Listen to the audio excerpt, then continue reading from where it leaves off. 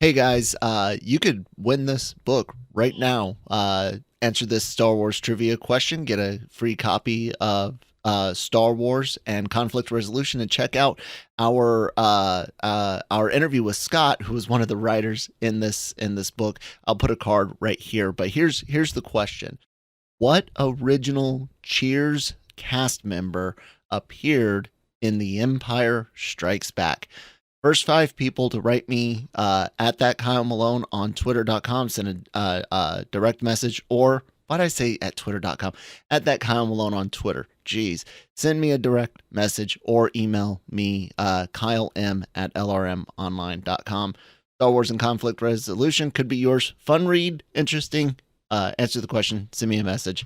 And yeah, let's get on with the show. Welcome to a galaxy far, far away. Here at the Cantina Podcast, we provide top shelf service, including rumors, leaks, news, and reviews. Come in, order a Lomanale, and remember, no droids allowed. I can live with Hello, that. what was that?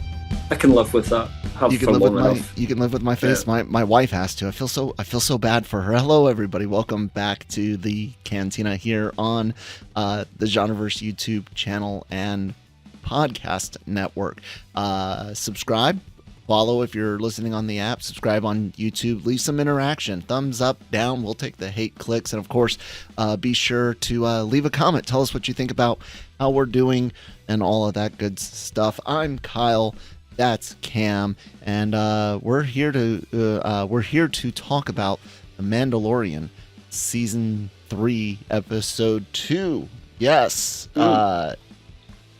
better. I'm just gonna start off with that. It's Okay. It was better. There's still, as Christine had put it, some Disney-ishness to it, which, like I said, I feel like there is. Of course, there was always some lighter, funnier, sillier things in seasons 1 and 2, but I definitely feel 2 episodes into this that it is a little bit lighter in tone than the previous Mandalorian seasons. But this was much better. I really don't have any strong complaints other than it's like we didn't really need to go to Tatooine. I know he needed to get. He needed a droid for the was plot to work, and clearly the way right. They were You needed that, they even though couldn't have there's him pick up IG-11 yet because that it's needs to this come later. it's this lightweight. You know, he's like, I only will trust one droid, but he's willing to trust other droids. Okay, I'll just. You know what I'm saying? Like, it's just, If you're going to trust the droid, then it's not hard to. you maybe could have pick gotten a R5, probe from, like, a probe droid of some sort, not the classic big ones, but some sort of, droid from Grief Karga to just test the air sample. Or, So there's any just more up-to-date astromech droid. yeah, would have done. there's some light things here just Okay, for I mean, plot, most but I can shows, cope with movies it. Yeah. have that kind of Yeah. thing in it, and I guess it's how in your face it is sometimes, that it's just there for plot reasons or how well they disguise it. Yeah, so exactly. So I think it comes down to you needed a droid for that whole thing to make sense. The way they had kind of shot it and I mean, worked you it can. out. and- I'll say that. I'll say this though. It does upset me on one level. Lots of times in Star Wars, we've had readings of the air done from ships. Well, So- they did point out though that you really can't get. It's like almost like that electromagnetic yeah, but he could have gone storm in at the top. under the atmosphere, read, and then popped back out if need be. Like I said, I it's know. just one. But It's just yeah. it's thin. I can cope with it, but on top of other things, You can that was one of the almost things see- that caught me. The way it was written, how they got from point to point, Mm-hmm. almost, but not too bad. No, I've seen and heard worse. So, overall, I think it was a much better episode. More Mando than the first episode. I'm digging the development of Grogu, bringing him on to start making noises that are Mhm. more vocal, more close to language than what we've heard before. Yeah, I think if I were well, not just think I'm going to grade, but grading this episode, I would say B plus. That's my grade for this episode. How are you feeling about it, Cam? That's basically where I was sitting as well. For those that didn't watch, I kind of changed my mind when I graded last week's episode down to I think a C plus. I think I went there. I went from a kind of B down to a C plus. Just sometimes that happens when you're writing something, and as you can explain it, you explain it back to yourself in some ways, and you look at it and go, that's not a B, that's not a B plus, whatever. But I think B plus is where I was thinking ahead of time on this one as well. I've not had a chance to do my written review again like last week because of when I watched the show and everything with work today, obviously. But I thought it was a lot better. There's not really anything you said that I wouldn't echo. I think in terms of pure plot, in terms of character arcs, there's not really a lot happens in terms of Din himself this week. Nope. He kind of is still on that same path that he was, and he's almost like before we get into the spoilers, but he's almost like a secondary character, and the highlight or the kind of spotlight gets to fall a little bit more on Grogu than what we're used to seeing, and a little bit more on some other characters as well. And I felt that the character development this week was more on those guys rather than Din himself, which is absolutely fine because Din's character arc is going to have to carry on throughout the whole season, obviously. But we can see where some paths are going, shall we say. I even made a joke with my wife. There was a part where there was like a perfect pause, and I was like, next time on the Adventures of Grogu, because it was more of a Grogu episode, which is not a complaint, just an observation. He is the co-star of the show, if you like, so it's not particularly unexpected, but yet it kind of is unexpected at the same time because of how they've conditioned us to think of Grogu as being a MacGuffin rather than a character so far. And this seems to really that does have to change. And maybe we've heard hints already from Filoni, who's one of the executive producers, that Grogu might talk sooner rather than later, which is a bit as clear as mud. But that might indicate at some point in season 3, and certainly you said it yourself, Kyle, that the noises that he's making are changing, and that you do feel that there is he's on the cusp of interacting more, really becoming a character. And I think there's ways that could be done too silly. When you've got a puppet as a character, it can look like an 80s film all of a sudden. I mean, we all know how Yoda himself moved in Empire Strikes Back, and you probably don't. That would probably be a way you would look at that film, and on today's standards, you may criticise the way they did some of that. I wouldn't, because I love the film so much, but that's nostalgia for you. And being of the time. Most of the time Grogu's on screen, I wholeheartedly appreciate the practicality of it, especially close-ups, face, the puppetry, the animatronics. It's actually more puppetry because it is being controlled. They have them walk about. And that's the only. It feels kind of. The only time things look kind of goofy is when he's walking or flips. I quite like the flip last time, but I wasn't a fan of Yoda flipping. So. Because but it makes more sense for him, I guess. For that character to move big distances at once, because he is a powerful force user, and he really doesn't have the strength to jump outside of using the force, so it feels like a force jump every time he does a jump. That's okay with me. I was also getting back to episode 2 just for a second. I was one of those that was always like, Yoda never needed a lightsaber. I never wanted to see that. I always wanted Yoda to be that guy that was above the weapon and all force battle. Yeah, I was there. I didn't like flippy dippy Yoda. I was there at some point in my fandom, and certainly before the prequel trilogy. That's the way I would have saw it. Like the Emperor as well was like the two of them were never touched a lightsaber. Almost, yes, But I never thought the thing I never felt though was that it was just they never touched one. It was just that they didn't now need one particularly.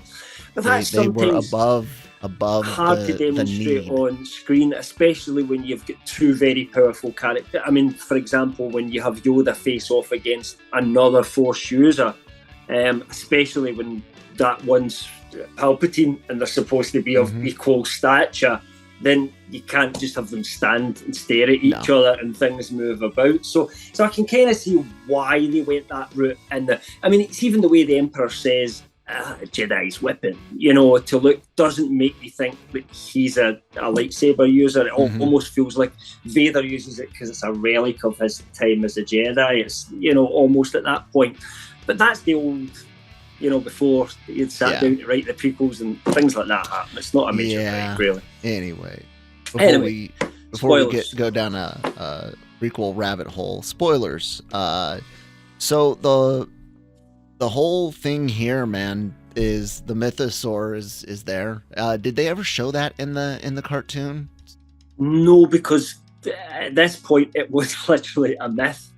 Right. And that was my curiosity. It existed, and theoretically it shouldn't exist. But why would there be one of the species? Unless they're incredibly long-lived and it was just missed for all those years. It doesn't really make too much sense. But anyway, it's Loch Ness. It's Loch Ness monster. It's the reason why there's no real Loch Ness monster, people, because unless it's an immortal being, it's, biology just doesn't work like that. You need a certain number of a species to be a viable species. However, that's Earth. This is a galaxy far, far away, and maybe this creature lives for 3 million years and spawns once every billion years for all we know. I don't know. That you can make up whatever garbage you want to explain why there's this kaiju-sized, creature basically in the mines of Mandalore. I was spoiled by this. You probably. Well, I told you that there was this entire episode that basically leaked in plot. And well, I didn't read it in a lot of detail. I kind of skimmed over it, but the main part everybody was talking about was the mythosaur, and a lot of people actually doubted whether the leak was real because of that, because they thought, I don't think they'll actually do that. And of course, it happened just exactly like it was supposed to do in the leak. So it's kind of cool, and it ties into where they're going with the whole mythology of Mandalore, and the show's becoming very Mandalorian focused. What unsurprising for a show called The Mandalorian. You can see a way where Bo is where Bo-Katan could be drawn back towards, not necessarily keeping her helmet on forever, but drawn back towards some of the different source, the history, not propaganda. What's the other word I'm looking for? Deeper than that. I can't think of it. When people have tenets, I know what you're trying to get at. You know what I'm getting at. She's going to get drawn back to that a little bit, but belief system, right. But you could see Din also kind of contemporizing a bit with her. You can see that this, by including this, it makes her go, oh shit, I said there's nothing magic about these waters. That right there is something, not magic, but that right there is something I was not expecting. From old stories, certainly. Right.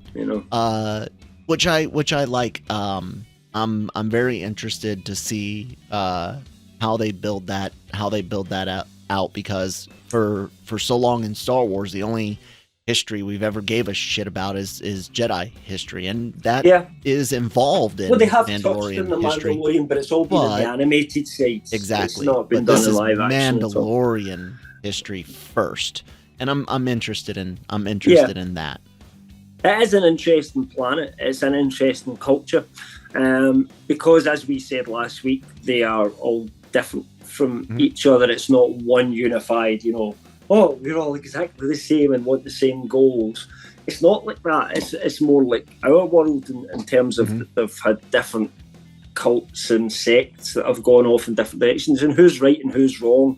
And it's quite cool to have Bo talking about her experience growing up, and the way she viewed it would have been the way the majority of society viewed it at that point. That would have been the popular way to view it.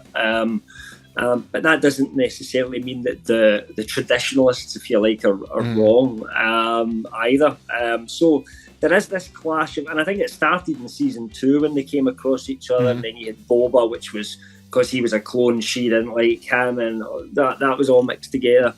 But that's, that seems to be where we're going with Bo, and really she could still go either way, I think, as well, in terms of, I mean, she could end up almost becoming like Din's second in command, and actually realising that this is the guy that we need to follow, and kind of becoming that support mechanism that pushes the rest of Mandalore behind him as the leader. Or she could be the one to compete against him ultimately. I think they did very obviously make her look, they keep doing that, make him look bad with the Darksaber. Yeah, and they made her look good with it. Badass, yeah. So there's something there, but I kind of, the way it went, I'd kind of like to see her character go another way and almost give up the power, give up that desire for her to be the ruler and get behind someone else because it's the right person at the right time and it's the right thing for Mandalore. But we'll just have to see how that pans out in the end. Yeah, I mean, it's one of those. People have been asking, well, who is the Mandalorian in this show's title? It's Grogu, it's Din, it's everyone, and I'm a firm believer that it is as simple as it's Din. Din is the Mandalorian in the title of this show, and that kind of leads me, like you said, to see maybe he takes up. It's all. Especially here in America, we love the reluctant king, right? We love the reluctant leader, the leader that doesn't want it, because George Washington didn't want it. The best person to lead is someone who doesn't want to do it, right? It's good, and everybody else says you need to do it because you're really good at this, not because you want to do it. They do it for a very, very short period of time and then hand it off to someone else. But yeah, so we dig that. I like that. I can see it going that way. I don't like someone that wants power. Speaking about American politics again, Speaker of the House Kevin McCarthy's 15 votes to try to get the speakership was ridiculous. It was like, dude, obviously not enough people want you, and you want it so bad you're willing to make all these wheelings and dealings. Bo-Katan, while not necessarily on the same level of wheelings and dealings, definitely wants power. Definitely wants. She's a politician. Altruistic way. She still wants it, and that makes me. Why would she let some? She believes she's the person to lead, and that she would do a good job. But if she really looked at herself, she has actually failed once before in this endeavour. So, maybe she isn't the best person to actually be the leader. Maybe it would be good for her to come to that self-realisation, because that's an interesting character arc. If they decide to go the other way, I think they need to go heavy into the other way, and really make her almost go crazy with sort of desire and want to engage in combat. Maybe this makes her makes her a true believer. She goes all like Joan of Arc level. Well, I think belief. I mean, I'm not sure which way, because it depends where they go with other parts of the story that we don't know about.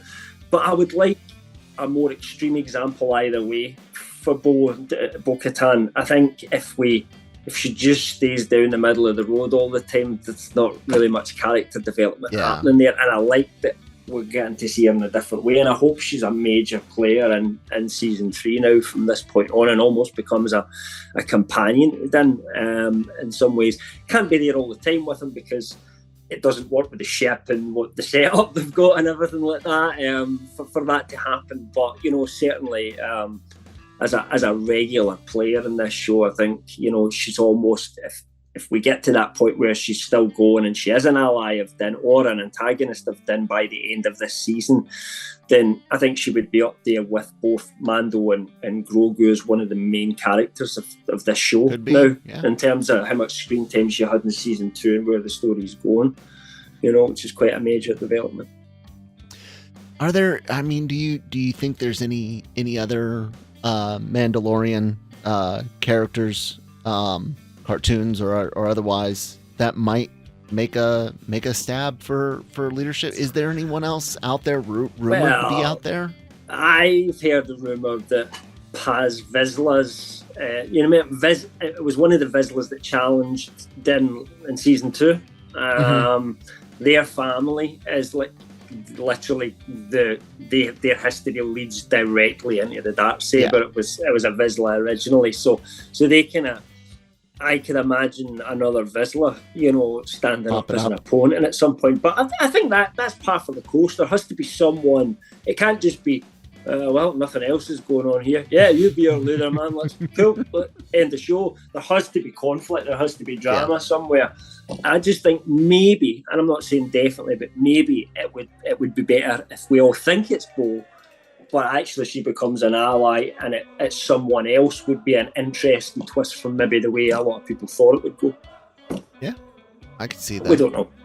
No, we don't know, and that's a good thing. Not knowing. It's fun to be. Yeah.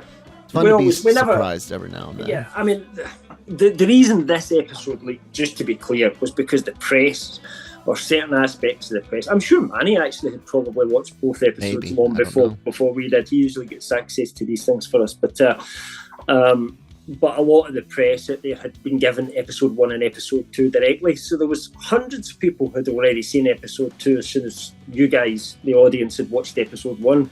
And of course, it was someone who then, is through somebody else, leaked that plot online. So there's no plot leaks like right now that I've seen for episode 3, for example. So from here on out, you know, other than the fact that we know there's tons of Mandalorians all fighting together, and we've kind of seen that in episode 1 already, so you could say that was it.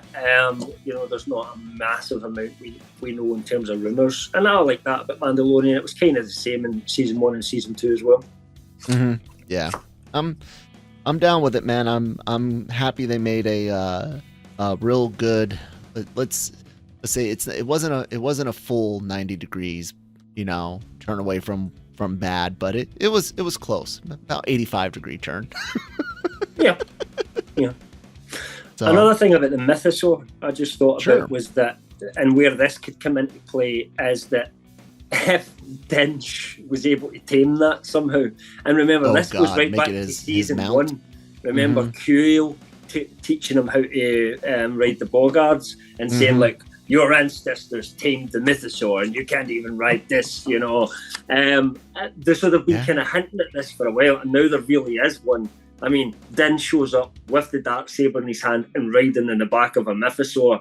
He is literally, he has all this Mandalore. Like, prophesized signs that you know you're next to lead, but whether we get that, I don't know. He is the new Mandalore. Yeah, I could see that happening.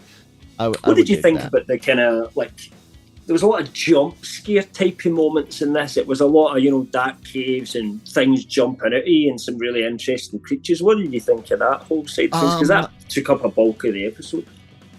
So I appreciated a lot of that. I liked having the flying sewer gators. I was like, man, that's creepy. Could you imagine escaping, you know, space sewer gators only to find out the damn things can fly too? I like that. I didn't care for the bipedal humanoid cave people monster things. Oh, them, right? Yeah, right. I didn't like the glowing eyes, and I just didn't like the way they nocturnal, underground type. I guess, creatures, wasn't it? So they have bright eyes. I'm also one of those that, like, whenever I see night vision being used in media and they have the front of it glowing green, it pisses me off so bad.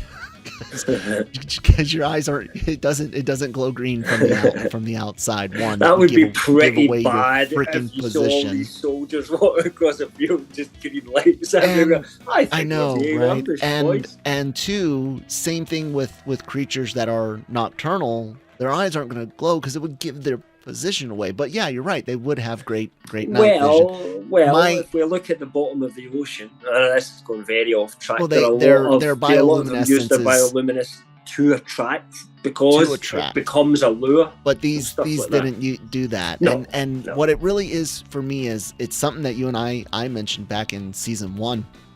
It's the fact that they're using LED lights and RGB lights instead of older lights. I don't like the way the Jawa eyes look in The Mandalorian versus the old trilogy. It's just a bit It's too cleaner, intense. yeah. Everything's just a little bit cleaner. Like it almost looks like Rajama as if there's two lights and no face, like a ring wraith or something like that. Whereas in the originals, it just because it really was just people shrouded up with really dark kind of hoods on. But so it's a nitpicky thing, but I did like that. I will say that they spent too much time. This episode was a few minutes longer than the previous one, and they spent too much time again with establishing shots. Like we have to look at Mandalore from above twice. We have to do it once with Grogu and Din, and we have to do it again with Bo and Grogu. And Bo's, though, we saw the city ruined, like the big dome ruined, which we didn't see in Mando's. But it's because they should have figured a smoother way to cut that. The trip in and out both ways with both people, and I get it. It's a perfect time for some exposition between her and Grogu, between Din and Grogu. I get the purpose. But ain't nobody got time for that, man. You gotta make these cuts and some of these establishing shots. We've never agreed on this. We've been, since season 1, you've been saying that, and I get it. I get it, but it is subjective because I kind of like there's a cinematic feel of that. I'm someone who loves the start, for example, The Good, the Bad, and the Ugly, where it's just slow motion shots and big wide pans, and nobody speaks for like 17 minutes or something like that. It's not as long as that, but it's ages before anyone speaks, and it's just eyes and sniffs and birds calling in the background and that. So I do like that. It's almost like Lawrence of Arabia, like where the scenery was part of the experience. And I'm probably less forgiving because it's a series, a show instead of a movie. So I'm wanting something quicker because unlike a movie, the payoff isn't necessarily soon enough. So you can end up, well, for lack of a better phrase, it's not really a waste, but lack of a better phrase, waste my time with these establishing shots because the build up and what they add to it kind of just fizzes away in between episodes. Maybe that's part of it. I don't know, but I enjoyed this episode overall. Like I said, a lot more. It was I liked the chase. I liked the monsters. Not necessarily the aesthetics, but the usage, and I like even the cybernetic thing. What was that? Well, I don't know. I like that. You don't know that one either. I don't know what it is. I think they just made it up, which is cool. That is. It seemed cool. to be some creature that was living inside a pressurized or environment and was very small and crab-like, and then it had built a body for itself, and then it had built basically a tank for itself, which was like a spider. And I like the way it was like a bird catching spider that it was sitting and waiting for the lure to come in and stuff like that. Very like Predator, even though it's a little creature inside this metal body. So I thought that was really cool. No idea what it was doing, liquidizing. I don't know. It doesn't matter. It was creepy enough, and that was that. My only gripe about the monsters, and you mentioned those kind of creatures, I don't have really an issue with the design, but here's what I have an issue with sometimes when monsters show up in these shows and people have guns, right? And these are very, very good guns. If they weren't good, they would go back to ballistic guns, right? But, the idea is that lasers they're faster, and probably you don't need to reload them as often, because they take a charge and stuff. And there's probably advantages. Whenever they fight something that's melee, why is its skin always resistant to blasters? Because I don't know. Bo-Katan shoots one of them, and it doesn't see that saber's a lightsaber, so of course it's going through metal other than Beskar. So I get that, but I almost feel like she's a Mandalorian, and these creatures jump at her. It should have been almost like Clint Eastwood, like pew pew pew pew. and then she turns around to Grogu and says, "What? You didn't think your dad was the only Mandalorian, did you?" Yeah. And it's just like, that's cool. I don't waste my time with these jackasses, and that would have been more badass to me than having them fight for a cool fight sequence. I don't know. I mean, it makes some sense for some of the bigger creatures or something Big that's creatures, scaly, I get, like that are get skin that thick. I get it. This thing looked like just a slightly humanoid. Big human. That's like saying if you took a 12-gauge shotgun and put it in that thing's chest, it's just going to go pick up your shotgun off you and then eat you. I just don't see it. No, I don't buy it either. Anyways, good episode. Fun overall. We're not on Mayfield Cantina cafe scene yet level, so I don't know if we'll ever achieve that again, especially because people didn't like Andor and get bent for that one. Anyways, Cam, any other words on Mando season 3 episode 2 before we talk a little bit about some news? Better, and hopefully it goes more in that vein going forward. I'm excited to see where it goes in episode 3. Cool. All right, guys. Well, switching gears here towards the end of the show, we wanted to talk a bit about news this week. We actually got something to chit chat about. We are hearing reportedly via was it Hollywood or Variety? Via Variety. Well, Cam, you wrote this up. But guys, movie delays and maybe shelving completely. Cam, tell them about it. Yeah, Variety basically did a report on the state of the movie side of the Star Wars universe at the moment, and they referenced all the possible movies that we know exist. And if I just list all them off: Rogue Squadron, Taika Waititi's Star Wars movie, Damon Lindelof's Star Wars movie, Kevin Feige's Star Wars movie, and then Rian Johnson's rumoured trilogy, right? That's all the movies that we knew were out there and existed at this moment in time. Basically, what Variety are saying is that at the moment, Rogue Squadron is shelved, and again, they reiterate that it's not currently in active development, despite Patty Jenkins herself saying not that long ago she was still developing it. Maybe she's just developing it on her own and Lucasfilm aren't involved. I don't know. It doesn't sound. It was under development from a certain point of view. From a certain point of view, she's still writing it in the back of a napkin somewhere. But what maybe slightly more surprising is the Kevin Feige Star Wars movie. They say has been completely shelved. They don't specifically give a reason why, in terms of this is why it happened, but they speculate that at the moment, Feige really needs to get the Marvel house in order. Marvel universe, and there are a lot of there's a lot of rumours right now that there's a big delay coming to a lot of Marvel projects by years potentially, and everything you know about is going to get spread out a lot more. You guys can read about that at lrmonline.com. There must be some I'm only talking about it because it's relation to Star Wars, okay? But there must be some truth to that, although whether there is extreme as some of the reports, we can't say. We'll have to wait for an official word on that. But the point is, Kel, you do a show about Marvel. You've been less than excited by Marvel Phase 4, it would be fair to say. At least. I would say I'm the same. In fact, I haven't really been to the cinema to see any of the last few movies. I've just been waiting for them to come to Disney Plus and catching them. There didn't seem to be, outside of Star Wars, Spider-Man Far From Home, I didn't go to any of them. So I think the idea is that he's busy with that and therefore can't really commit to doing the Star Wars. And that kind of makes sense. So they're saying that one's shelved.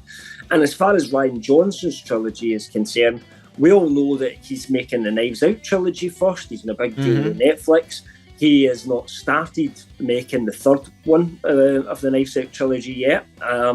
And it will not be at least until that has been on your screens and he's done all the promotion before we will ever hear, I think, any more about his trilogy, whether that happens or not. And I still stand by without Kennedy, I don't think there's Johnson at Star Wars. So, and I still don't think she'll be around much after Indy 5. Feeling we'll never see that trilogy. I don't know why. I've always have had it, and even though I'm somebody that didn't like The Last Jedi, I always said if he was given his own trilogy and he had the right people say to him, I agree, these military ideas were horrible, then he said he is a good director. I like all these other films, so I wouldn't be against them having a trilogy. I just don't think it will happen.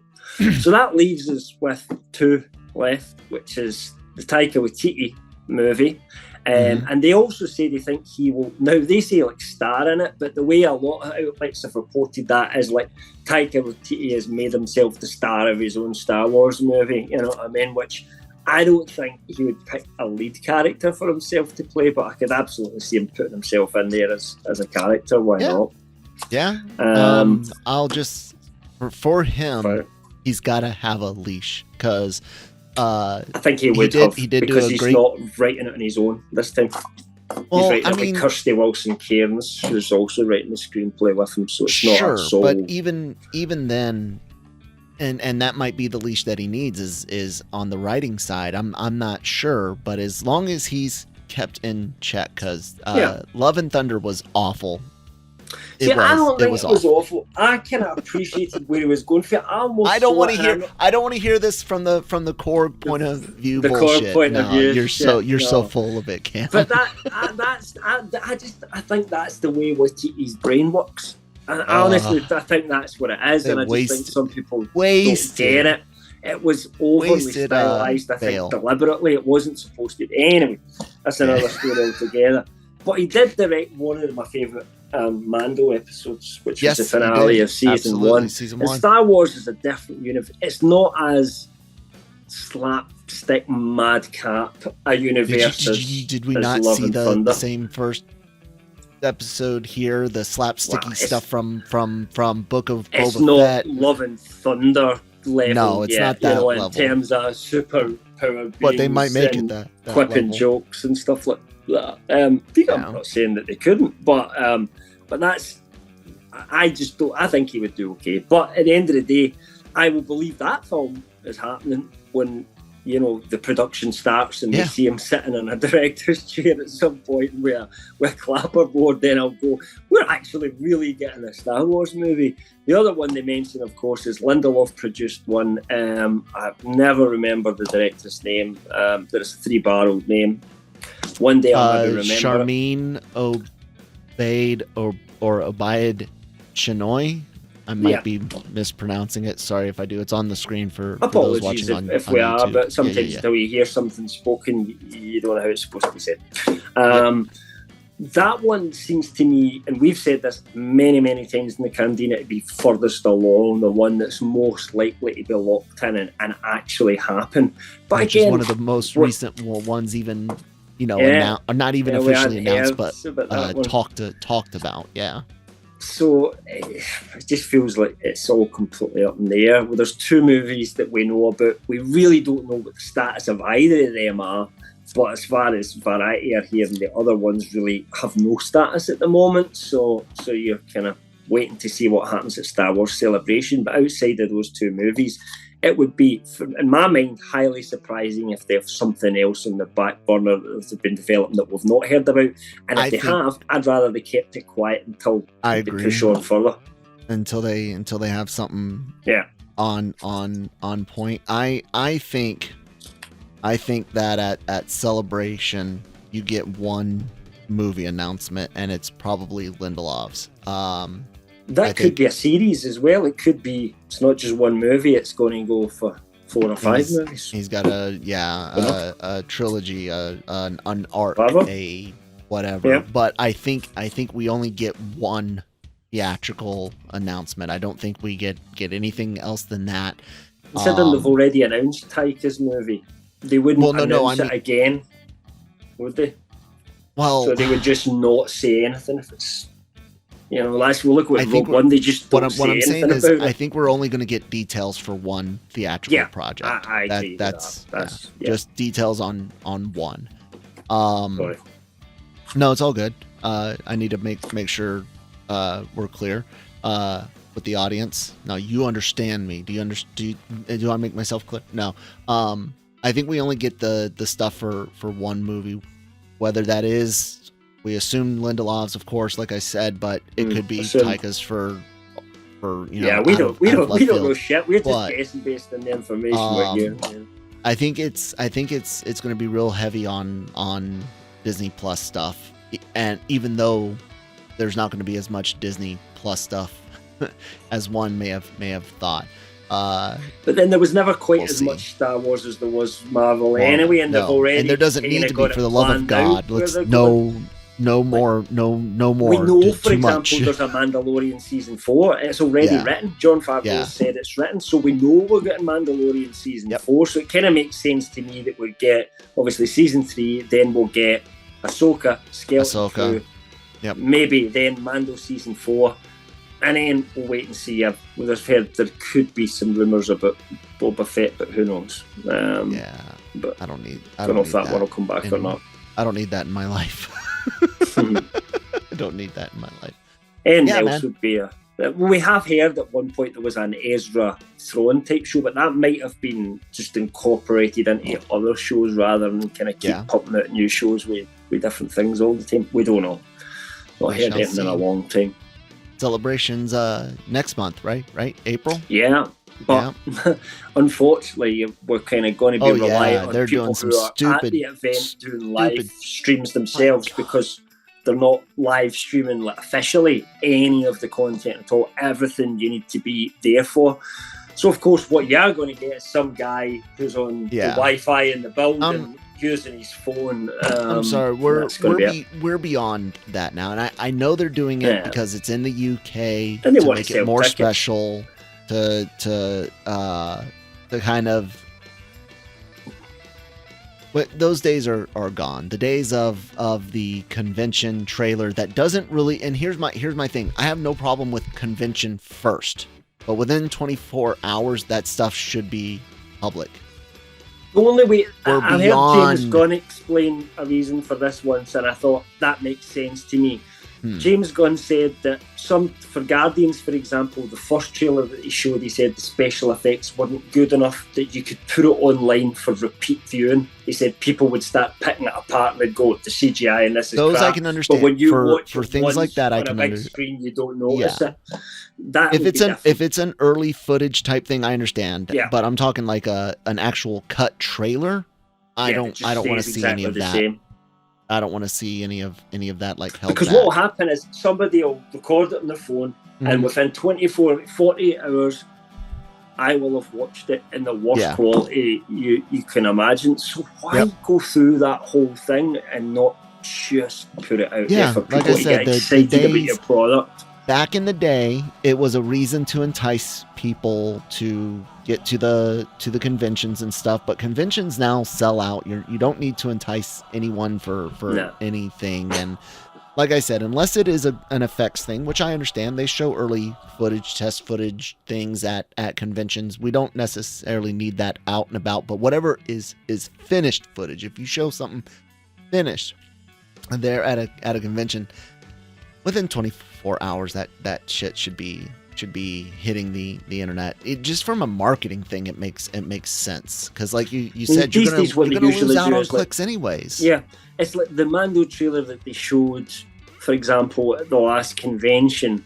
Has still never actually been released officially online. We've had official trailers, but they've all been different cuts with different things in them. That initial one has never been put online, and that doesn't make sense to me whatsoever, quite frankly. It doesn't. Anyways, that's about all I've got, man. Anything else ticking around in the back of the brain? I mean, there's been some Star Wars stories, but it's more John Favreau says this, Dave Filoni says this. I mean, if you want to know Favreau's opinion on who would have won between Luke Skywalker and Anakin Skywalker in a fight, that's out there. But I wouldn't say it's worth us talking about in a podcast. No. We're good to go. So you guys can find all of the, not all, but most of the stories we talked about, if not all of them actually, maybe here at lrmonline.com. Yeah, every now and then we miss something because of I didn't do the Anakin and Luke one because I thought that's not a story, that's just a fan giving their opinion. But all your entertainment news needs opinions, celebrity interviews, and more available here as I click away the ads here at lrmonline.com. All of our podcasts, Daily Cog, The Cantina, of course, Breaking Geek Radio, Marvel Multiverse Mayhem, Anime-versal reviews all go up on all of your favorite podcast apps. also go on our Genreverse YouTube channel, as well as trailer reactions on Genre Shot trailer reactions and AVR Squared anime reactions. A lot of great content. Again, guys, to win the book right here, Star Wars and Conflict Resolution. Check out the interview with Scott Moravia, right? Moravia, maybe. Check out the interview with Scott about it. It's fun book. Which original Cheers cast member appeared in The Empire Strikes Back? DM me at that Kyle Malone on Twitter, or write me Kyle M at lrmonline.com with your answer. We'll pick from the first 5 that get it right, and we'll announce the winner whenever we've got one. So make it happen. I think that's it, Cam. I think I covered everything. You got anything else for the good folks out there? Nope. All right. May the Force be with you.